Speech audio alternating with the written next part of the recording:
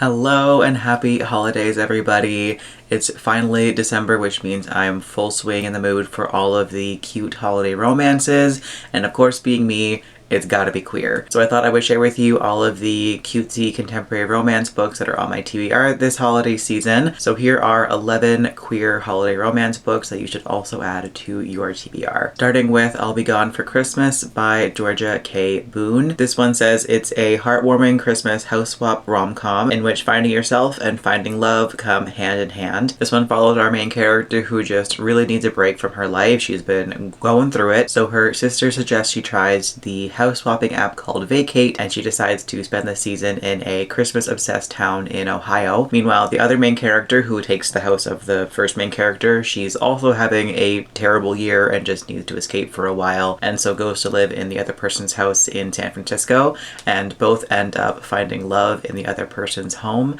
and things go from there. It sounds lovely and adorable. I love the house swap trope. I think it's so much fun. So this one definitely sounds like the book for me, and hopefully also the book for you. And that brings us to our next book, which is The Holiday Trap by Roan Parrish, which is also a house swap Christmas rom-com. In this one, both of these main characters are just going through some pretty brutal breakup, so they decide to swap houses and once again find love in the other person's home. This has basically the exact same plot as the first book, just with mildly different character backstories, but I don't mind that. Again, I love this trope. I think it's so fun. I probably won't read these back to back because that would be confusing, I think, but honestly I really doubt that I could get sick of this trope. I think it brings just a little bit extra interest to a otherwise typical holiday rom-com, so I'm very much looking forward to this one as well. Next up is It's a Fabulous Life by Kelly Farmer. This one is a sapphic retelling of It's a Wonderful Life, which I've never seen actually, but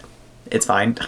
This one follows our main character who is desperately hoping to leave her small town for the winter season and go on vacation to New York, but unfortunately her plans change and she has to stay home and work. But maybe that's for the best because she runs into her high school crush and I believe first kiss, who decides to help her with planning the town's winter festival. This one sounds adorable and magical. There's nothing better than a small town winter festival to make things feel like Christmas. I love going to literally any kind of holiday market that I can find. So a romance set at one, it sounds like exactly the kind of book that I want to read. Second Chances in Newport Stephen by TJ Alexander is next on the list. This is the author that wrote A Gentleman's Gentleman, which I read I think earlier this year and absolutely loved it. I love the writing style, the characters were fantastic, and the romance was just so good. So I have high hopes for a holiday rom-com from them as well. And this one is following a trans man returning to his Florida hometown for Christmas after his career goes up in flames, only to cross paths with his high school ex in this charming rom-com about family and second chances. All of that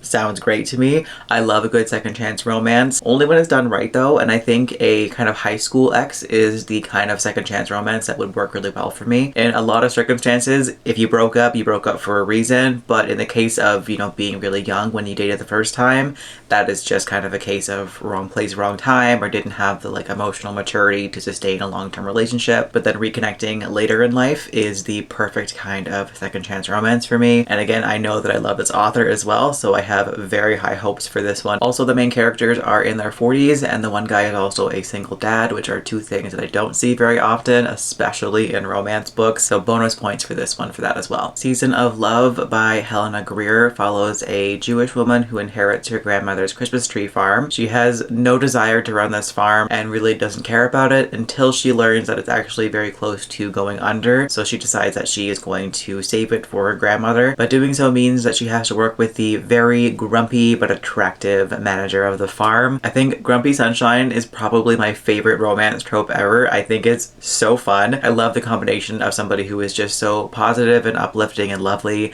combined with someone who is just naturally grumpy and quiet. It's always a riot for me, so I have high hopes for this one as well. This one is also a trilogy as well, so if I like this first one, I will definitely go on to the next books, which are called For Never and Always and Hers for the Weekend. I'm assuming they're all Christmassy ones because the series is called Kerrigan's Christmas Land. So if that is the case and this one is good, then I will for sure be picking up those two as well. So I guess that makes this a 13 book TBR list. why not?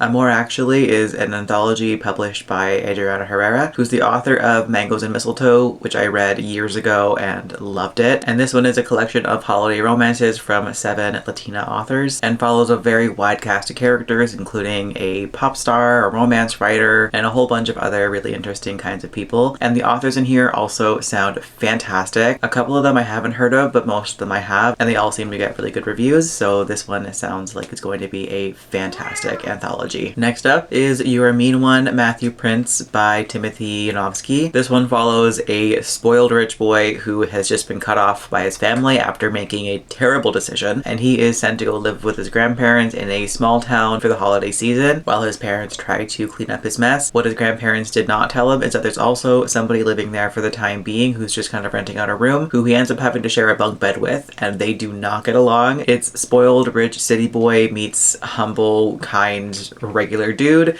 and the two of them really do not hit it off, but of course they can't help the attraction that is sparking between them, and things go from there. I've actually already started this one. I'm about 25% of the way through it already, and I'm really enjoying it. I can't stand the main character because he's so irritating and spoiled, but I'm very much looking forward to seeing how his character develops over the course of the book. I'm assuming he's going to become a better person by the end of the book. He better, at least. Also by Timothy Janovsky is The Merriest Misters. This one has a very similar plot to the Santa Claus movies with Tim Allen. This one follows a couple who's only been married for a year, but they're already kind of on the rocks. That is until Christmas Eve comes around, when they assume that there is a burglar on the roof and they knock him out. Turns out to be Santa Claus, and so the two of them have to take over Christmas together, otherwise the holiday will be cancelled. This sounds so silly and fun. I love the Santa Claus movie. It's one of my favorite holiday movies to watch. So a book based on that, but make it queer?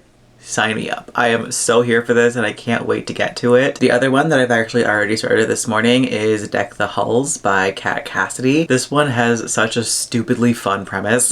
So it's set in a very small town, I think in Maine, I want to say, where the one main character is actually in witness protection program because he was involved with the Greek mafia, and he's now on the run trying to get a new start in life, so he's sent to this very small town with a new identity. Except very shortly after he arrives, he's involved in a complete accident. It was not his fault, but somebody dies, and he knows that because of the way that he looks in his past that he is absolutely going to be blamed for it, even though it was not his fault. So he makes a split-second decision to just take the body, find a boat, and try to dump the body into the ocean, not knowing that the man who lives on that boat was also on board when he left, and now the two of them are just kind of in this mess together. This is so silly and fun. The characters so far are fantastic, and I love the writing style as well, so far having a great time with this book. Definitely recommend it, which brings us right into the next book, which is the sequel to this one called Baby It's Caught Outside. It's so stupid. I love it. The series is set in a fishing town, hence the names of the books. I honestly haven't even read the synopsis for this one yet because I just got halfway through the first book and immediately added book 2 to my TBR, and now here we are recommending it when I don't even know what it's about, but I'm assuming it's also a holiday one. Hopefully. I'm gonna find out right now. Okay, yes, it is in fact another holiday romance, and this one's following the ex of one of the main characters from book 1. I'm not going to read the synopsis further than that because I do want this to be more of a surprise. Both of these books are quite short. They're both only around 100 pages, so I don't want to spoil too much by reading the synopsis. And that brings us to the final book on this TBR, which is Under the Mistletoe by Lizzie Huxley-Jones. And this one follows our main character, who is the owner of a bakery. He's closing up shop for the rest of the holidays. He's got somebody renting out the room while he's away, and he's planning on going off to visit some friends and family until he realizes that the person renting out his house is actually a famous actor who he is obsessed with, and a huge snowstorm just happens to hit the town and he's now stuck there. So the two of them just kind of have to live in the same house together until the snowstorm passes. But of course, sparks fly and things go from there. Also sounds absolutely adorable. I also really love Forest proximity, and a snowstorm is just the perfect cozy way to go about doing that. And this one also has fantastic reviews on Goodreads, so I'm sure I'm going to love it, and hopefully you will as well. But there we have it. There are the 11, or I guess 13 queer holiday romance books on my TBR for this year. Let me know if you're planning on adding any of these to your TBR, and of course if you have any other suggestions, please leave them down in the comments because I will always want more of them. That'll do it for this video, so thanks a bunch for watching. I hope you're having a fantastic day wherever you are in the world, and I'll catch you in the next one.